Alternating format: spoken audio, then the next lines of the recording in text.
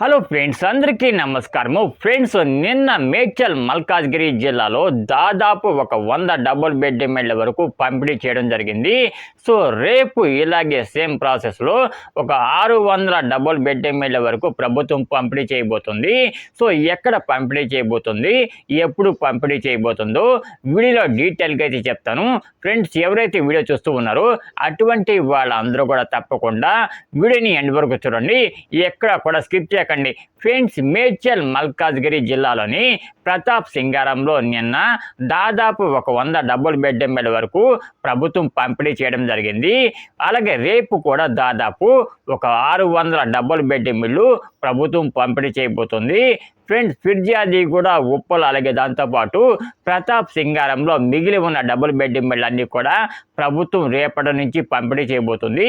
So ఎవరైతే మనకి మేడ్చల్ మల్కాజ్గిరి జిల్లాలో అది కూడా ఎన్ లిస్టులో ఉంటారో అటువంటి వాళ్ళందరికీ కూడా ప్రభుత్వం ఈ డబుల్ బెడ్రూమ్లన్నీ కూడా పంపిణీ చేయబోతుంది. సో జిహెచ్ఎంసీ పరిధిలో అది కూడా మేడ్చల్ మల్కాజ్గిరి జిల్లాలో ఎవరైతే L2 లిస్టులో ఉంటారో అటువంటి వాళ్ళందరూ కూడా కాస్త జాగ్రత్తగా అలర్ట్గా ఉండండి. సో ఈ 4-5 రోజుల్లో మనకి మేడ్చల్ మల్కాజ్గిరి జిల్లాలోని డబుల్ బెడ్రూమ్లన్నీ కూడా పంపిణీ చేసే అవకాశం అయితే ఉంటుంది. ముఖ్యంగా ఉప్పల్, ఫిర్యాది కూడా ప్రతాప్ సింగారం లాంటి డబుల్ బెడ్రూమ్లు కట్టిన చోటల్లా ఆ ఇళ్ళన్నీ కూడా ప్రభుత్వం పంపిణీ చేయబోతుంది అనమాట. సో ఎవరైతే మనకి L2 లిస్ట్లో ఉన్నారో అటువంటి వాళ్ళందరూ కూడా తప్పకుండా మీ యొక్క మొబైల్ని ఆన్లో పెట్టుకోండి. ఫ్రెండ్స్, ఇంకొక ముఖ్యమైన విషయం ఏంటంటే ఎవరైతే మనకి L2 లిస్ట్లో ఉన్నారో అటువంటి వాళ్ళలో కొంతమందికి డబుల్ బెడ్రూమ్లు అయితే రావన్నమాట. ఎందుకు రావో నేనైతే చెప్తాను. వారిలో కొంతమందికి రేషన్ కార్డు లేకుండానే డబుల్ బెడ్రూమ్లకు అప్లై చేశారనమాట. సో ఎవరికైతే రేషన్ కార్డు అనేది ఉండదో వారికి డబుల్ బెడ్రూమ్లు వచ్చే అవకాశం అయితే కొంచెం తక్కువగా అయితే ఉంటుంది. ఫ్రెండ్స్, ఇది నేను చెప్తున్న మాట కాదు, ప్రభుత్వం చెప్తున్న మాటే. సో ఎవరి దగ్గర అయితే రేషన్ కార్డు అనేది ఉంటుందో వారినే పేదవారి కింద ప్రభుత్వం భావిస్తుంది. కాబట్టి ఎవరి దగ్గర అయితే రేషన్ కార్డు ఉండి ఎవరైతే మనకి ఇందిరమ్మ ఇళ్ళకు అప్లై చేసుకున్నారో అటువంటి వారికే, అది కూడా L2 లిస్ట్లో ఉన్న వాళ్ళకి ఈ డబుల్ బెడ్రూమ్లన్నీ కూడా పంపిణీ చేసే అవకాశం అయితే ఉంటుంది. ఫ్రెండ్స్, ఇంకొక ముఖ్యమైన విషయం ఏంటంటే ఈ డబుల్ బెడ్రూమ్లకు సంబంధించి ఫైనల్ లిస్ట్ అనేది కూడా రాబోతుందన్నమాట. సో మీరు ఎక్కడైతే డబుల్ బెడ్రూమ్లకు అప్లై చేసుకున్నారో ఆయా వార్డు కార్యాలయాలకు ఈ ఫైనల్ లిస్ట్ అనేది మనకి ప్రభుత్వం పంపిణీ చేయబోతుంది.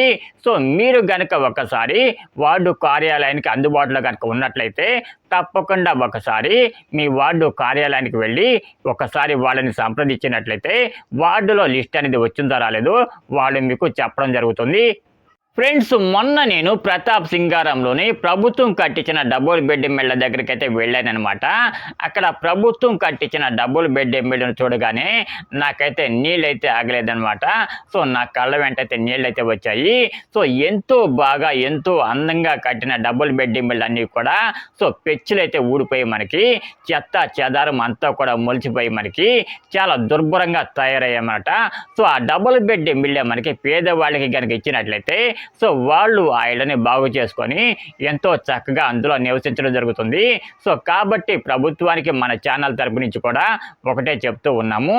ఏవైతే మనకి తెలంగాణలో కానివ్వండి లేదా జిహెచ్ఎంసీ పరిధిలో కానివ్వండి డబుల్ బెడ్రూమ్లు ఖాళీగా ఉన్నాయో అటువంటి ఇళ్ళన్నీ కూడా వెంటనే పేదవాళ్లకు, అది కూడా L2 లిస్ట్లో ఉన్న వాళ్ళకు పంపిణీ చేయాలని చెప్పేసి కూడా మన ఛానల్ తరపు నుంచి కూడా కోరుకుంటూ ఉన్నాము.